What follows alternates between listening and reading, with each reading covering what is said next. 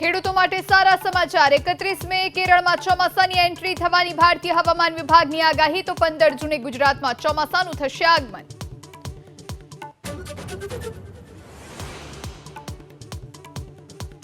ખેડૂતો પર કમોસમી વરસાદનું સંકટ યથાવત 24 કલાકમાં અમદાવાદ, બનાસકાંઠા, મહેસાણા, પાટણ અને દાહોદમાં વરસાદની આગાહી।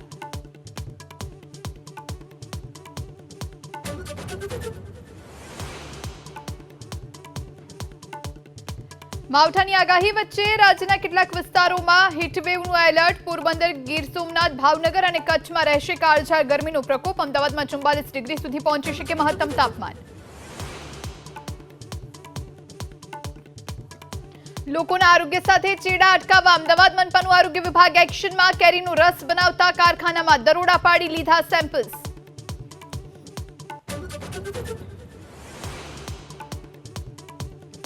સુરતના ઓલપાડમાં દીપડાના આટાફેરાથી સ્થાનિકોમાં ભયનો માહોલ। વન વિભાગે દીપડાને પકડવા ગોઠવ્યા પાંજરા।